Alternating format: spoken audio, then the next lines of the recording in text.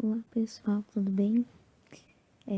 Hoje mais um dia que a gente começa sem a música, aqui no Porção Semanal de Literatura. Quem me acompanha nos dois canais, tem também o Porção Semanal de Literatura Infanto-Juvenil. E lá nessa semana eu comentei que, infelizmente, essa semana eu começo sem a música, eu tô com alguns problemas técnicos, meu computador parou de funcionar. Então eu gravo tudo direto no celular e para colocar um áudio no início ficou um pouquinho mais difícil. E justamente hoje, que inclusive eu peço desculpas pelo atraso, tem sido um período bem corrido da minha vida e eu espero retomar a frequência semanal já na próxima semana.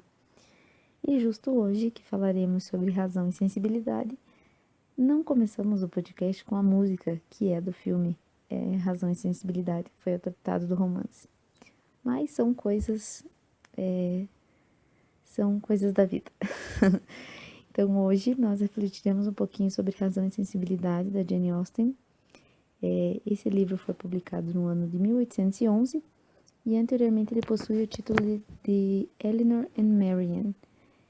E o seu primeiro manuscrito, todas as edições dos romances da Jane que eu tenho são as edições da Landmark, que são edições bilíngues. E na edição do Lady Susan, que é o único romance epistolar da Jane Austen, nós temos a informação de que o Razão e Sensibilidade tinha o título de Elinor and Marianne e que sua primeira versão, no caso, seu primeiro manuscrito, era de um romance epistolar, ou seja, todo ele em forma de cartas. É uma pena, mas esse manuscrito se perdeu e nós ficamos apenas com essa versão renomeada como Razão e Sensibilidade. Mas acredito que essa história se tornou melhor justamente por nós termos aqui um narrador em terceira pessoa e não nos contando a história e não um romance epistolar. Na minha opinião, se tivéssemos a todo tempo as cartas exaltadas da Marianne, nós teríamos um romance bem mais chato. Então, assim, como eu considero uma grande escolha narrativa, o fato do narrador traduzir em terceira pessoa muitos dos pensamentos e das falas da Marianne, pois ao contrário a gente teria exaltações de sentimentos de forma exaustiva durante todo o romance, se ela tivesse a voz a todo tempo para expressar seus pensamentos e suas falas, né? E eu acho que é uma grande escolha da narrativa deixar que o narrador, é uma grande escolha do autor deixar que o narrador faça isso no lugar do personagem muitas vezes. Mas, como estamos falando de Jane Austen, né? Uma boa escritora como ela sempre vai saber qual técnica se adaptaria melhor à sua história e assim ela o fez. Então, como algo básico da análise nesse romance, nós temos a dualidade entre as irmãs, entre a Elinor e a Marianne. A Elinor, que representa a razão, e a Marianne, que representa a sensibilidade. Então, a Elinor é, inclusive, quem orienta a mãe nas decisões importantes da família, pois a Mrs. Dashwood, ela é muito parecida com a Marianne e é tão impulsiva quanto essa filha. Uma é o espelho da outra. A Elinor, ela tem, digamos, uma espécie de defeito que é considerar que boas maneiras são tudo, na minha opinião. Muitas vezes ela não gosta de determinada pessoa, mas disfarça ao máximo e a trata bem, simplesmente pela questão das boas maneiras, né? Mas as boas maneiras em si, elas não são uma virtude, a honestidade sim. E justamente por isso que a Marianne age de forma totalmente contrária, pois ela não suporta fingir algo ou apenas ser educado com alguém de quem ela não gosta.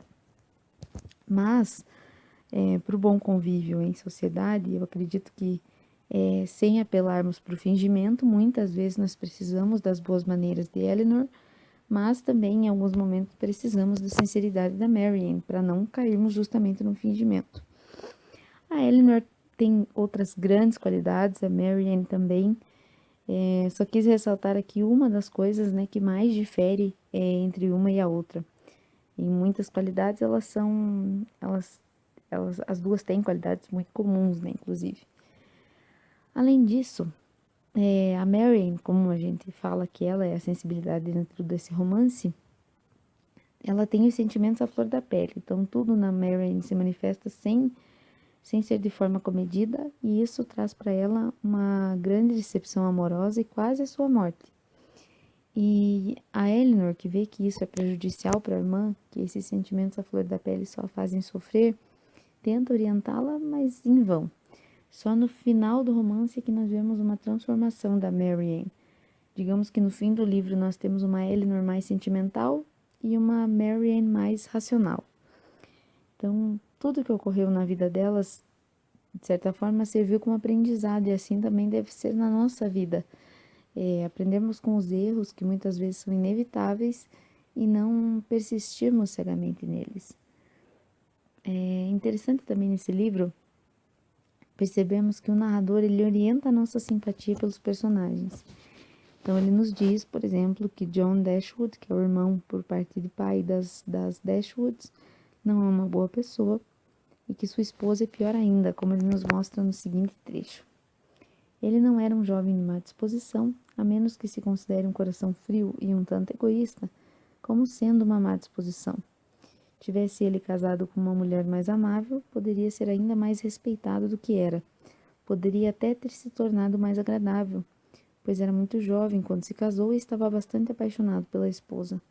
No entanto, Mrs. John Dashwood era uma forte caricatura dele mesmo, ainda mais mesquinha e egoísta.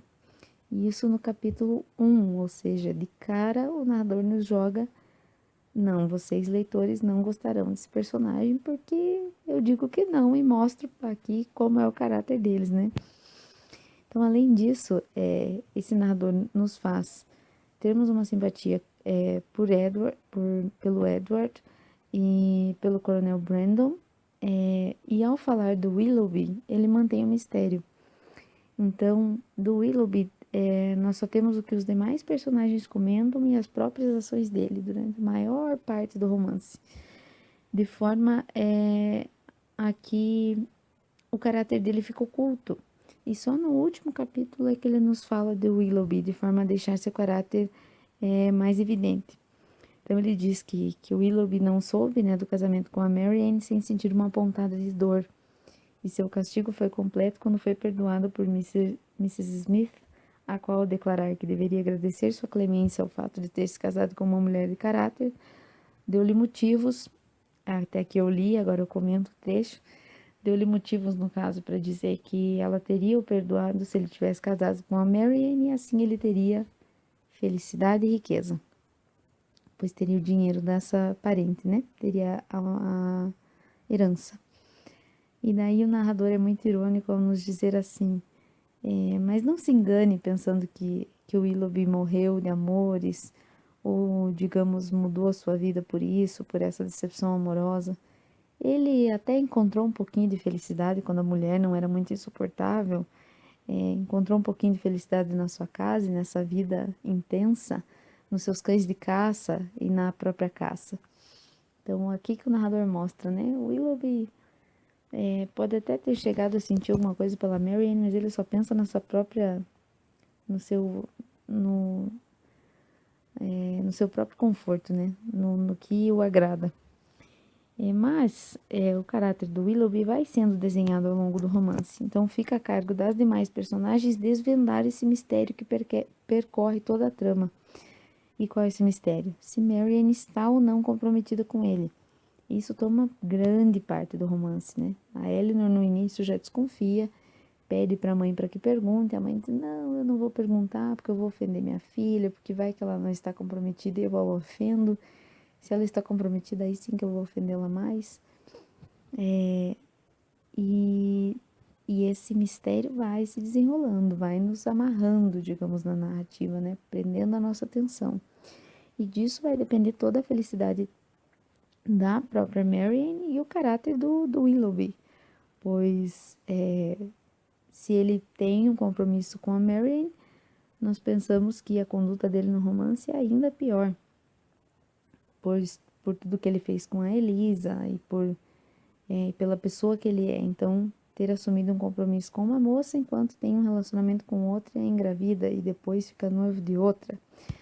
Mas também, ao mesmo tempo, não ter assumido um compromisso com a Marianne o faz ainda pior, visto que ele tinha, como ele próprio diz, ele tinha comprometido a sua afeição onde ele não tinha sua honra comprometida, né? Então, sendo que as duas coisas devem estar comprometidas juntas. E no fim nós sabemos como isso termina. E muitas pessoas, inclusive, consideram o fim do romance decepcionante, visto que o narrador chega a dizer, no fim, que Marianne se casa com nada mais que apreço e profunda amizade pelo Coronel Brandon.